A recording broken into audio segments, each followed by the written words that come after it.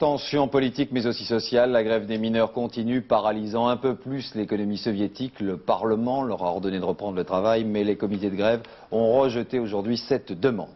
À côté donc de ce front social et politique, Mikhail Gorbatchev doit également tenter de contrôler celui des nationalités. Un empire qui est en pleine décomposition, on le sait, le dernier référendum n'a rien réglé. Parmi les points très sensibles qui clignotent en rouge sur la carte de l'URSS, le conflit entre Ossètes et Géorgiens. La tension sur place est de plus en plus forte, les deux communautés sont face à face et parfois les armes à la main. La Géorgie organise son propre référendum le 31 mars prochain. Un conflit où l'attitude de Moscou reste pour le moins ambiguë. Un reportage en Ossétie du Sud assiégée, Pascal Verdeau et Philippe Guinet. Tring Valley, 60 000 habitants. La capitale de l'Ossétie du Sud, encerclée par la milice géorgienne, ressemble à Belfast ou à Beyrouth.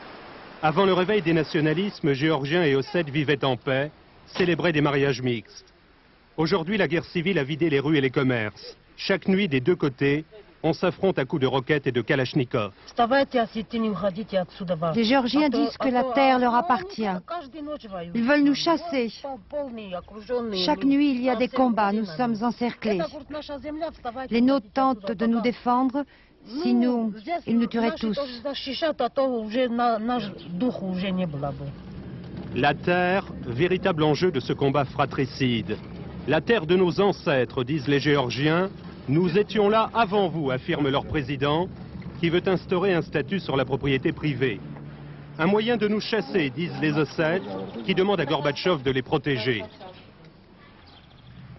La violence qui a ravagé le théâtre de la ville est une des conséquences de la suppression par le Parlement géorgien de l'autonomie des Ossètes.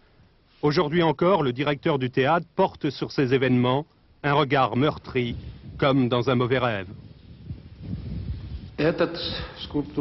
Les extrémistes géorgiens des groupes informels ont détruit cette statue car elle symbolise la culture, l'État, le pouvoir soviétique. En fait, l'Ossétie n'existe pas. C'est une notion inventée par les communistes, mais la région fait partie de la Géorgie historique. Elle a été baptisée Ossétie du Sud en 1922 par le Parti communiste. Enclavée dans la République de Géorgie, l'Ossétie du Sud réclame sa réunification avec l'Ossétie du Nord.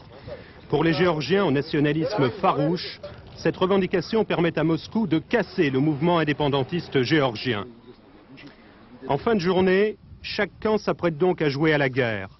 Miliciens géorgiens à l'abri dans leurs tranchées, jeunes Ossètes en embuscade dans les immeubles de leur ville. Entre les deux, l'armée rouge, nerveuse, inquiète, attend son heure.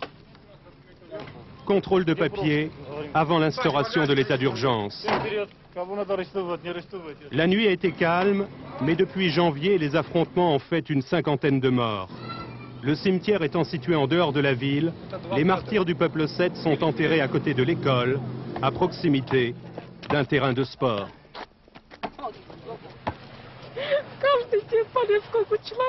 C'est une horreur. Personne ne pensait que cela pourrait dégénérer ainsi. Chaque jour, il y a des hommes qui tombent. Et le monde entier ignore la tragédie du peuple ossète. Un peu plus haut dans la montagne, à quelques mètres du poste de la milice géorgienne, des habitants fuient Tring Valley. Sont-ils ossètes ou géorgiens? Ils ne savent plus. Simplement, des réfugiés.